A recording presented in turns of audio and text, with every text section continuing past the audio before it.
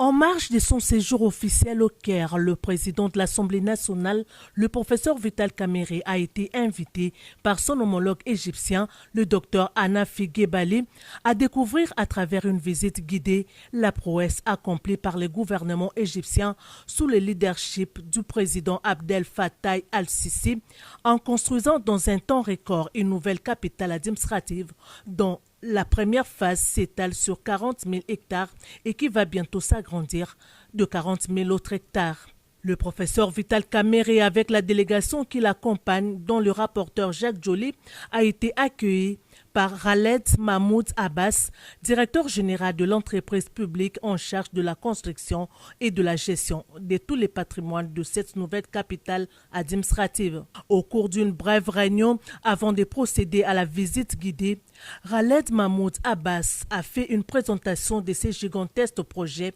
qui a coûté au gouvernement égyptien 60 milliards d'euros et qui a résolu le problème de désengorgement de l'ancienne capitale administrative et sa surpopulation évaluée aujourd'hui à 20 millions d'habitants. Situé à une cinquantaine de kilomètres de l'ancienne capitale, ce projet pharaonique offre à l'Égypte une nouvelle ville verte et moderne dans le désert, abritant les sièges de toutes les institutions dont la présidence de la République, la Chambre des représentants, des bâtiments abritant des ministères, des banques, plusieurs universités internationales, des écoles, des complexes médicaux, une bibliothèque de 5 millions de livres et un village olympique avec un complexe de 80 000 places, pour ne citer que cela. Nous allons faciliter qu'il y ait vraiment un accord entre l'Égypte et la République démocratique du Congo dans ce domaine pour venir nous aider à assainir et à construire des grandes villes. Nous sommes vraiment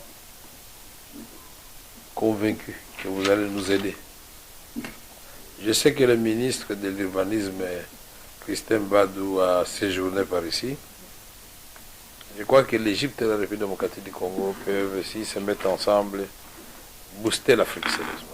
Le président de l'Assemblée nationale a fait la ronde des grandes places de cette cité qui n'a rien à envier à l'Occident et qui reçoit déjà plus de 50 000 travailleurs, 15 000 étudiants et 6 000 élèves. Outre des très nombreux logements, non seulement de haute gamme, mais aussi plus modestes, afin d'accueillir tous les fonctionnaires du nouvel ensemble. Le projet compte des hôtels de luxe, un nouvel aéroport de 4 000 m², 10 000 km de voies routières,